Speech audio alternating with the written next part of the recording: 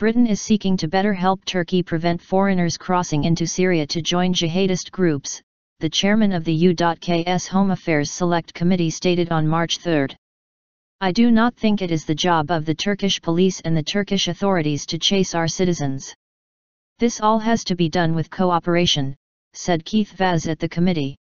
3 British students, Shamima Begum, 15, Amira Abase, 15, and Kadiza Sultana, 16, left Bethnal Green Academy in East London in February for Turkey, reportedly to cross into Syria to join the Islamic State of Iraq and the Levant, ISIL. Surveillance video acquired by Istanbul police showed the trio at a major bus station in the city on February 17. A British police team arrived in Turkey on February 23, to assist investigations into the missing girls.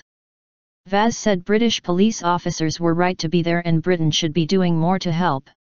Turkish Deputy Prime Minister Bülent Arın said last week that Turkey was alerted by the UK 3 days after the 3 girls left Britain. It is clear that Turkey is now a destination of concern. It has been used as a gateway by British citizens to get to Syria, not just by British citizens, but those from other countries as well, said Vaz. He said many of the estimated 600 British citizens who have travelled to Syria have passed through Turkey. I think the international community should give more help to Turkey. Not just in terms of counter-terrorism, but also illegal migration, Vaz said, adding that the Home Affairs Select Committee has a long-standing interest in counter-terrorism issues. Speaking at a press briefing on February 27, Turkish Foreign Ministry spokesperson Tanju Bilgic said the ministry disapproved of the Home Affairs Committee's call for Turkish Airlines CEO Temel Kodil to appear before them about the 3 schoolgirls. The committee had asked Kodil and Turkey's ambassador to Britain, Abdurrahman Bilgic, to speak to it about the disappearance of the 3 teenage girls. I have spoken to Ambassador Abdurrahman Bilgic. I think he was in Ankara when I spoke to him. I explained the reasons why we feel it's useful to have him, as well as the CEO of Turkish Airlines, said Vaz. British Prime Minister David Cameron has also touched on what he described as a worrying situation.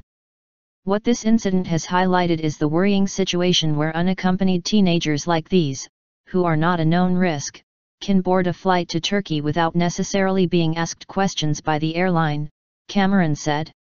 In a response to the British Prime Minister's remarks, Turkish Airlines issued a statement on February 27, saying its procedures are consistent with international and national aviation authorities and British aviation security laws. Vaz said the U.K.'s statements were not intended to criticise.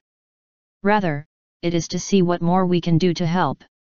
We thought it will be helpful for the committee and Parliament if we hear from the Turkish government and CEO of Turkish Airlines, he said. What we are trying to do is establish the facts and see what more can be done in order to strengthen that bond of cooperation that clearly exists.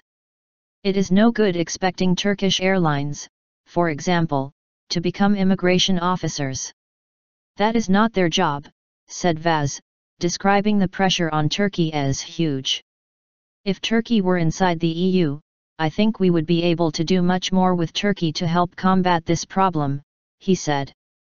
Because Turkey is not in the EU, a lot of information we would like to give Turkey cannot be given. This stops Turkey from being able to do everything it can to help, he added. The Turkish Defense Minister recently stated that Ankara has since January deported 1,112 foreign fighters trying to reach ISIL. The British government estimates that up to 600 people have left Britain to go to Syria and Iraq, while more than 200 people were arrested last year on terrorism charges, according to the British police.